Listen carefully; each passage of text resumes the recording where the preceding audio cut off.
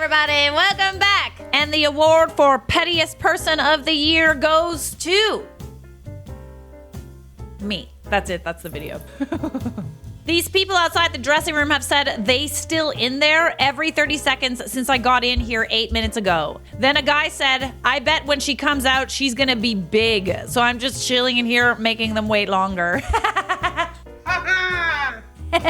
I love that. Did you bring a snack? Want me to bring you a snack? You know I'll do it. What is the pettiest thing you've ever done in a breakup? Okay, I'm not proud of this. My ex and I broke up, and she told me she's still going on the vacation that we'd planned together. So while she was at work, I snuck in her window and I stole her suitcases.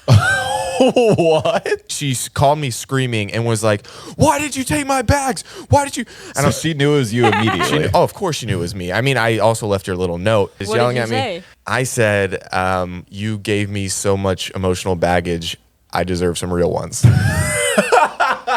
Oh, that's nice. That's a nice one. Ooh, petty and clever. We love that. The best combination. My dad always makes jokes about me drinking. I'm hosting Thanksgiving dinner this year, so I'm filling up an empty Patron bottle with water. I'm gonna be sipping on it all day. Clearly, I'm excited. And the best is you won't act more drunk as the bottle goes on. What if he asks for a sip? Could backfire. Who sips a bottle of Patron? An alcoholic, that's who. My dad always tries to get me to drink and then he's embarrassed when I'm drunk. It's so annoying. I can't wait for Christmas. I'm a bad bitch. I just wanted the sign to remind y'all. HOA president. Warning, I like to peep. What, he doesn't like the sign? Because there's profanity. Just profanity. There's kids in this neighborhood. What was a small but petty thing you've done to get back at an ex? My favorite petty thing that I've done was in first year university when I was absolutely heartbroken. My high school sweetheart had just broken up with me, and like all good high school sweethearts do, we had planned to go to the same university together, which obviously sucked. I just wanted to move on with my life. What sucked even more is that we were in the same residence. And what sucked even more than that is that we were in the same hallway, a couple doors down from each other, sharing a freaking bathroom. Oh. And to make it even worse, he got a girlfriend within the first 2 weeks of moving into residence. And honestly, I was pissed. I was pissed at him. I was pissed at his new girlfriend. I was pissed with the whole situation. And one day, me and my ex were talking, and he was like, yeah, it's super awkward for me and my new girlfriend to just see you in the halls and see you everywhere. It's kind of difficult on our relationship. Oh, yeah? So I Is was it? like, oh, you don't like seeing me places? Say less. So I decided to run for residence council, specifically so that I could put posters with my face on them all over our residence. I put one on his door. I put one on her door. I put some in the hallways. I put some in the elevators. And most importantly, I put some in the bathroom that we shared above every single toilet. Everywhere this motherfucker looked, there was my face. And the best part was, it was against school policy for people to remove election paraphernalia. So those posters stayed up. Oh, I'm sorry, you don't like my face? Say less. Say less. I just don't really get why it's your fault that you were in the same school and the same residence. Like, did he just want you to leave? He should leave. Why should you leave? Either get over it or leave. Now, this one's an oldie but a goodie. And frankly, I'm okay with watching it again if you are. Man cuts power to festival because he was refused entry. All I need is a love tonight. All I need is some power tonight. Раз, два, три. Ебать. Смотрим дальше. Перцы. Suck a dick. That's what he's saying. Suck a shong. A chode. Won't let me into your festival? Well, I'll just take away the festival then. Why is it that easy to shut the power off is my question. So I go to McDonald's just to get this Coke, right? And behind me kept honking the horn, yelling out the window, telling me to scoot up. Now, remind you, I can't scoot up because the truck in front of me got a trailer hitch on there. So, I ain't paying no attention. I get to the first window, I pay for my Coke. I asked the cashier, like, how much is her order? I want to pay for it. She told me it was like $6 and some change. So I paid for it. Ask for the receipt. I get to the next window. She gives me my coat, tells me to have a good day. I was like, no, I got 2 orders. I showed her both the receipts. So she gave me the food. So I left with the girl's food. So let's see what we got here. We got a couple apple pies, hash browns, and a sandwich. Oh well. Mind that. I think that's probably my favorite petty trend of 2022. You know, just buying the order as if they're going to be so happy that someone paid for it, rewarding their bad behavior. And then when they get to the next window, they realize, and it all comes crashing down. It's a delayed response, you know?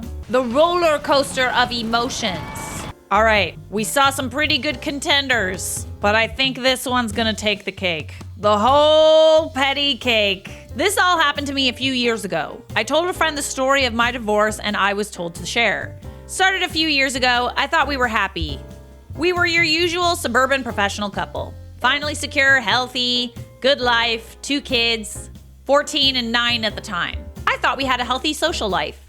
We were going through one of your typical married couple rough patches. Both of us were working long hours, not spending enough time together. We were going through some developmental problems with my son, and tensions in the house were running a little high. I noticed that she was spending a lot more time on her phone and texting with her girlfriends. I didn't think much of it. I started making a much more concerted effort to get out of work when I could, help around the house, and be more emotionally available. But over the course of a few weeks, the gulf just kept getting wider. I ended up accidentally finding some messages when I charged up an old iPad for my son to use. Her Facebook Messenger was still logged in, and there were a lot of highly questionable messages with a guy from her hometown who I will call Jim Bob Cooter. Or JBC for short. Oh yeah, Cooter. The messages weren't completely inappropriate, but I could tell there were quite a few missing based on the times and context of the messages. I made a mental note to keep an eye on this and went about trying to fix things up. The next day, I took the day off to knock out some projects that I thought would make her happy, and left her some sweet notes reminding her how much I appreciated her. And she was once again in the corner of the living room texting her girlfriends. I took the boy's iPad to the office, opened up Facebook Messenger, and watched in real time as my wife tore me down. Her and Cooter were making fun of me. All my flaws, insecurities, and secrets I entrusted to my partner were now fodder for her and Cooter. Not only that, but while there wasn't outright messages, there was an undertone to the whole conversation, especially when she was bashing my performance. I managed to take some screenshots but missed a good bit of the messages because as the conversation was unfolding, she was deleting them. Ooh, sneaky, sneaky, sneaky. I wasn't emotionally capable of confronting her. I stayed in the office until she was asleep and had a couple drinks. This is the thing about having multiple devices, you know what I'm saying? The solution to this, if you don't want your partner to catch you cheating using multiple devices, you just don't cheat. I took off the next day, spent some time soul searching, drinking, and trying to figure out what to do. The wife came home and wanted to know what was wrong, and I just copped out and told her I had a bad day. A couple minutes later, I was watching the iPad as the train wreck kept unfolding. So, began a couple solid weeks of taking screenshots, drinking, and detaching myself from the relationship. I knew there was no going back from this. The messages were now overtly with my wife completely into it. And JBC was sprinkling in I love yous. Ugh. I consulted a lawyer and got my options and started moving forward. Here's where things got absolutely surreal. Watching the messages, I found out JBC Cooter was coming to town to spend a weekend of quality time with my wife in a pretty nice hotel. I was missing a good bit of the info. They must have had a phone conversation about it at some point, but I was able to infer enough to get the when and where. Sure as poo-poo. The next day, the wife is, you know what? Poo-poo is not so sure all the time, so I would stop using that. Can confirm it is not a for sure thing. The wife is buttering me up and wanting to take a spa weekend with the girls to relax, and when she gets back, we can really focus on our marriage. I go with it all the way. It's the greatest idea she's ever had, and I'll do anything to get us back on track. I get with the lawyer and have him draft a strong separation agreement stating that she would move out, she would get weekend visitation, no child support in the interim until the divorce is final. Then I sit through the most agonizing 2 weeks of my life. After all of this, most of my feelings for her are completely gone, and I'm just seething with anger like I've never felt before. D-Day arrives. I take the day off work. I withdraw half of any money in any accounts we are joint on, leave her half alone. I already redirected my paycheck to a new bank account. I close our money market account and get a cashier's check for her half and deposit my half into a new account. I stop at an Office Max and print out about 75 pages of Facebook Messenger screenshots, and I kill time because I don't want to be at home. She texts me that she's taking off and that she loves me, and I tell her to have fun. I show up to the hotel at about 8:30 and call the wife's phone from the lobby. It goes straight to voicemail. They're probably at it.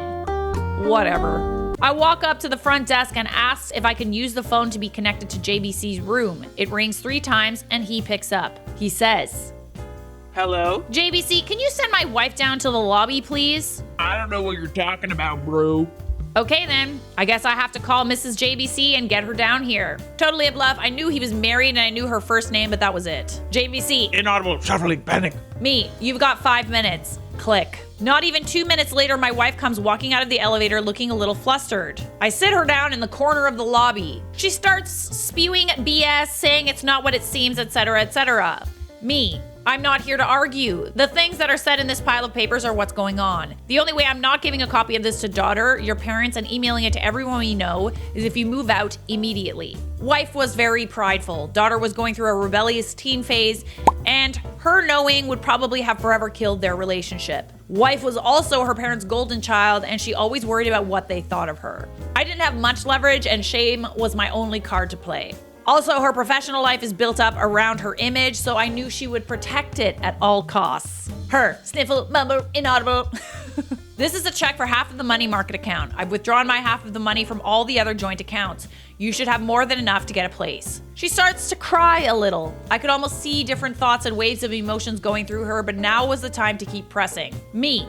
Here is a separation agreement that I think is more than fair considering what is going on. I'm going to need you to look this over, sign it, and leave it at the house when you get your stuff. Do you want to look through these screenshots? No? Okay, go have fun with a cooter. Do not come back to the house or I'm going to send this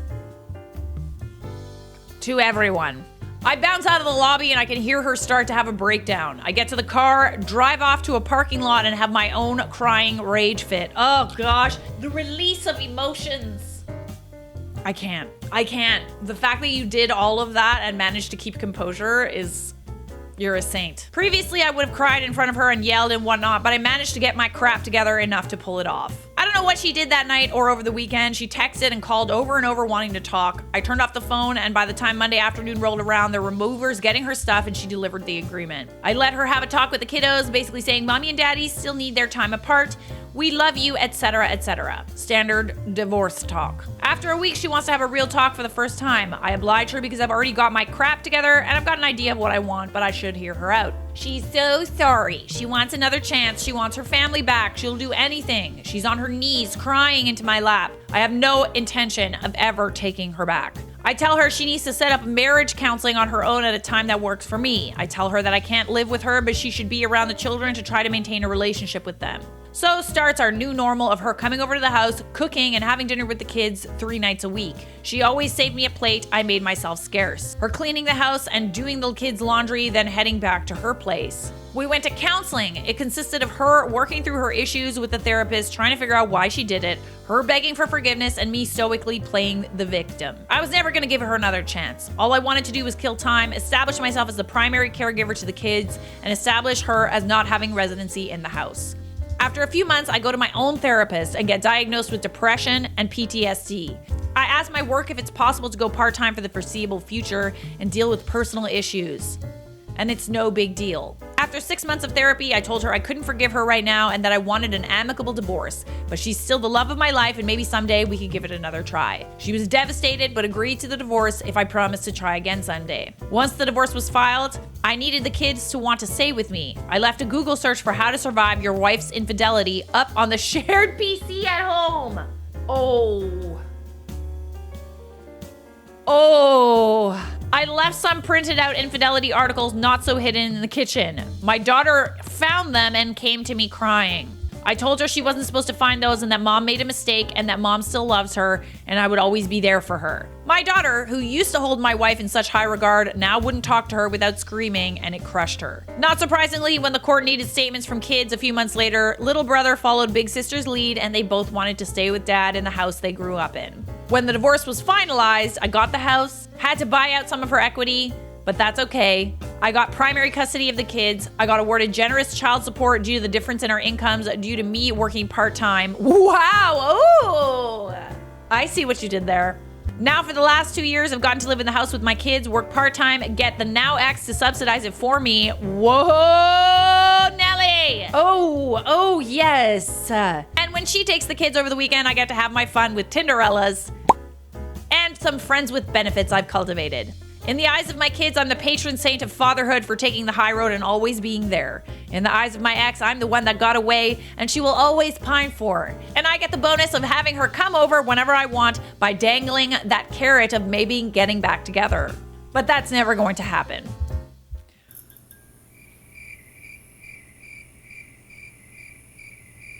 Anybody got a mic to drop? Subscribe!